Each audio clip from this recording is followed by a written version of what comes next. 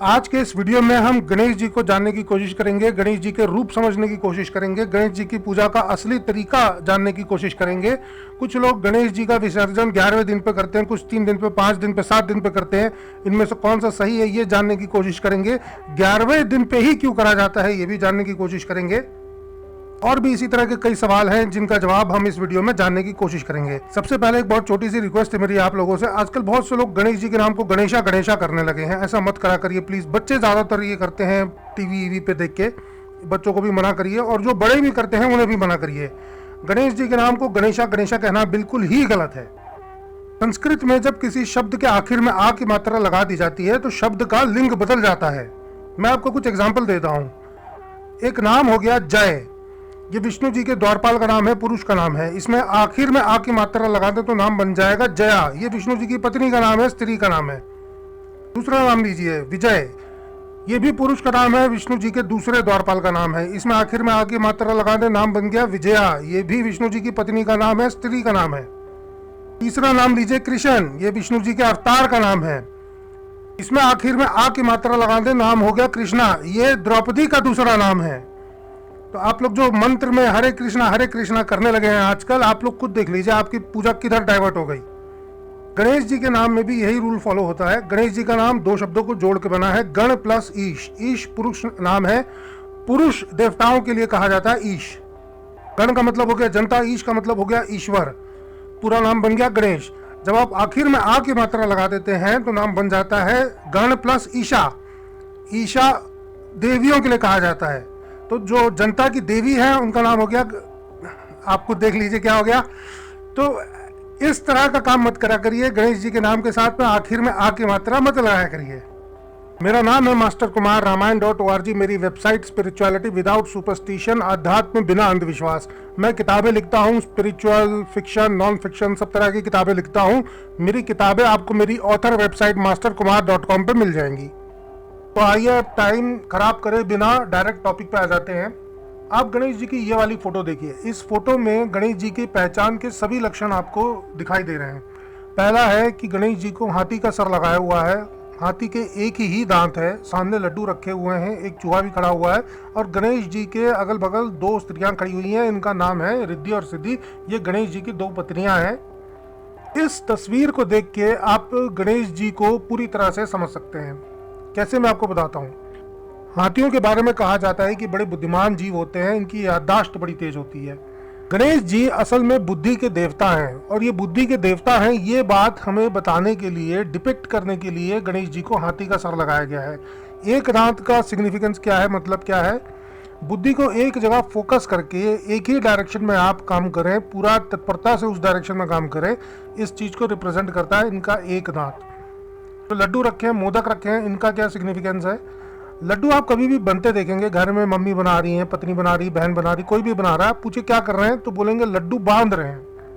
लड्डू के लिए कभी नहीं कहेंगे कि इसको तल रहे हैं या इसको काट काट के बना रहे हैं। जैसे बर्फी के लिए कहते हैं ना, बर्फी काट काट के बना रहे हैं, जलेबी तल तल के बना रहे हैं।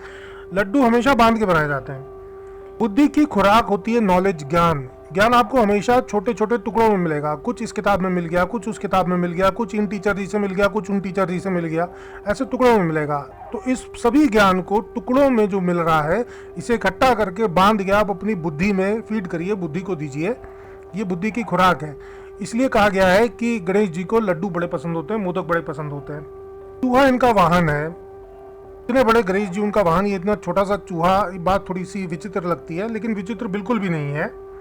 चूहे में कुछ खूबियां होती है। एक तो ये बड़ा मेहनती जीव होता है। आप चूहे को कभी भी बैठा हुआ नहीं देखेंगे।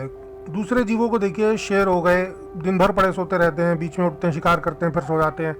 आप में से कुछ लोगों ने घर में डॉग्स पाल रखे होंगे। डॉग्स भी पूरे दिन एक्टिविटी में नहीं रहते, अक्सर बैठे रहते हैं, सडनली थोड़ी देर के लिए हाइपर एक्टिव हो जाते हैं। लेकिन चूहे को आप अक्सर इधर उधर भागा दौड़ी करते ही देखेंगे, मेहनत करते हुए ही देखेंगे। चूहे में एक खूबी और होती है, अगर इसके सामने कोई रुकावट आ जाती है तो अगर कोई और रास्ता ना मिले तो चूहा उस रुकावट में छेद करके, गड्ढा करके, खोद के उसमें से निकल जाता है। कोई दीवार आ गई या कोई और अड़चन आ गई, चूहा उसमें से खोद के धीरे धीरे खोदता रहेगा और फाइनली उसमें से अपना रास्ता बना के आगे निकल जाएगा। तो हमारी बुद्धि की भी यही क्वालिटी होनी चाहिए कि एक तो हम मेहनत करते रहें और दूसरा, अगर कोई रुकावट आ जाए तो थक हार के बैठ ना जाए, बल्कि अगर जरूरत पड़े तो उस रुकावट में से रास्ता बना के हम निकल जाएं।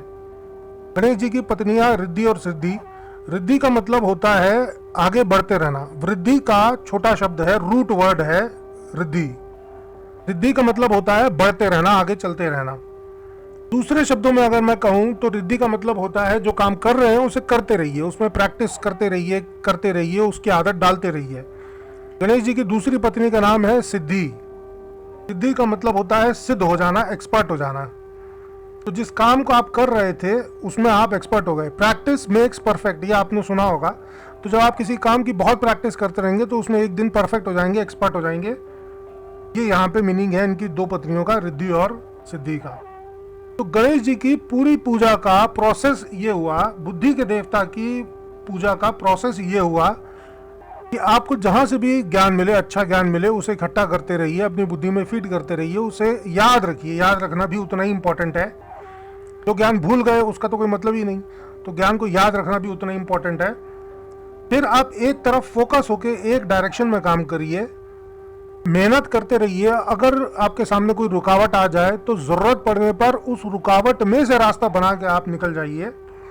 जो काम कर रहे हैं उसको कंटिन्यूअसली उस पर प्रैक्टिस करते रहिए। फाइनली एक दिन प्रैक्टिस करते करते उस काम में आप एक्सपर्ट हो जाएंगे। उस दिन आपकी गणेश पूजा सफल होगी। अच्छा, बहुत से लोग आज की डेट में क्या कर देते हैं कि गणेश जी से बहुत अजीब अजीब चीज़ें मांगने लगते हैं। बुद्धि के देवता से जाके बोलते हैं गणेश जी हमारे घर में संतान नहीं है, संतान दे दो। गणेश जी मुझे फैक्ट्री लगानी, मुझे ज़मीन दे दो, ये कर दो, वो कर दो। हमारे सनातन धर्म में हर चीज़ के अलग अलग देवता बनाए हुए हैं। संतान देने वाले देवता अलग हैं, उनके लिए देवी जी से पूजा करी जाती है, पार्वती जी से पूजा करी जाती है।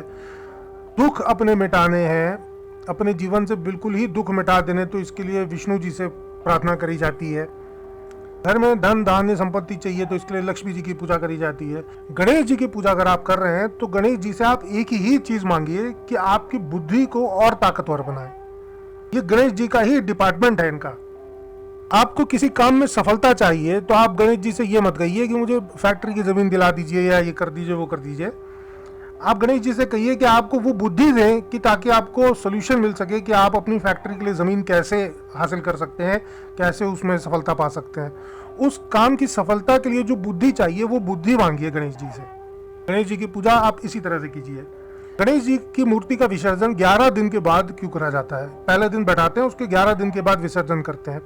हमारे शास्त्रों में एक चीज़ लिखी हुई है कि 12 साल के बाद आदमी किसी काम में एक्सपर्ट हो जाता है। जिस काम को कर रहा है उसे करता रहे तो 12 साल बाद वो उस काम में एक्सपर्ट हो जाएगा। ये हमारे शास्त्रों में लिखा है। ऐसे हमारे शास्त्रों में एक चीज़ और लिखी है कि किसी खास परिस्थिति में एक वर्ष को एक दिन के बराबर माना जा सकता है या एक दिन को एक वर्ष के बराबर माना जा सकता है। ये दोनों चीज़ें लिखी हुई है हमारे शास्त्रों में। तो जो यहाँ पे एक दिन, पहले दिन की स्थापना और उसके 11 दिन के बाद विसर्जन, तो 12 दिन हो गए। इसका सिग्निफिकेंस यही है कि वो हर एक दिन वो एक एक वर्ष को रिप्रेजेंट कर रहा है जो आपको लगेगा अपने काम में एक्सपर्ट होने के लिए। कुछ लोग, जो लोग 3 दिन पे, 5 दिन पे, 7 दिन पे विसर्जन कर देते हैं, कर सकते हैं, उसमें कोई बुराई नहीं है। आजकल यूट्यूब और दूसरी सोशल मीडिया वेबसाइट्स पे, व्हाट्सएप पे, इधर उधर बहुत सारे वीडियो आपको देखने को मिल जाएंगे। कोई आपको बता रहा है इस कलर के कपड़े पहनो, उस कलर के कपड़े मत पहनो, इस कलर का फूल चढ़ाओ, उस कलर का फूल मत चढ़ाओ, ये वाला फूल चढ़ाओ, वो वाला फूल मत चढ़ाओ। ये सब सुपरस्टिशन, अंधविश्वास की बातें हैं। जैसे मैंने आपको शुरू में बताया, स्पिरिचुअलिटी विदाउट सुपरस्टिशन, अध्यात्म बिना अंधविश्वास, ये मेरी वेबसाइट भी है, यही मेरा टॉपिक भी है, यही मेरे चैनल का भी नाम है और यही मैं करता हूँ। स्पिरिचुअलिटी के अंदर से अंधविश्वास को हटाने का काम करता हूँ। आपको अभी भी बताया कि गणेश जी बुद्धि के देवता हैं और आपको इनकी पूजा भी बुद्धि के हिसाब से ही करनी चाहिए। जिस समय आपने गणेश जी की स्थापना करी है उस दिन से लेकर 11 दिन बाद तक आप कुछ ना कुछ नॉलेज या कोई ना कोई बुक रोज पढ़ते रहिए। उसके बाद भी, जिस दिन आपने गणेश मूर्ति का विसर्जन कर दिया, उसके बाद भी आप कोई बुक पढ़ने की आदत डालिए। आजकल हम लोग बुक्स बिल्कुल नहीं पढ़ते हैं। यूट्यूब पे वीडियोस देख लेंगे, यहाँ वहाँ व्हाट्सएप पे वीडियोस देख लेंगे, किताबें नहीं पढ़ता कोई। इधर उधर थोड़ा सा अखबार पढ़ लिया, वो किताब थोड़ी ना है, वो तो जीके वाली बात हो गई। लेकिन आप कुछ किताबें पढ़िए, इसमें आपकी वोकैबुलरी भी बढ़ेगी, इसमें आपका इमेजिनेशन भी बढ़ेगा, इसमें आपकी परसेप्शन की शक्ति भी बढ़ेगी, इसमें आपको ब्रेन के बहुत फायदे होते हैं किताबें पढ़ने के। तो आज से ही अपने आप से एक वादा कर लीजिए कि रोज किसी भी किताब की, इसी अच्छी किताब के 2-4 पन्ने पढ़ेंगे। कोई नॉलेज रोज की रोज कुछ ना कुछ गेन करेंगे, और यही आपकी डेडिकेटेड पूजा होगी गणेश जी की तरफ। और जो काम आप कर रहे हैं उसको आप मन लगा के करिए, उसमें मेहनत से करिए। रुकावटें आए तो घबराइए मत, एकाग्र होकर फोकस होकर काम करिए, प्रैक्टिस करते रहिए। ऊपर वाले ने चाहा, गणेश जी ने चाहा तो एक दिन आप उस काम में परफेक्ट हो जाएंगे, सिद्ध हो जाएंगे। उस दिन आपकी गणेश पूजा सफल हो जाएगी। तो इस वीडियो को यहीं ख़त्म करते हैं। जय राम जी की, हर हर महादेव।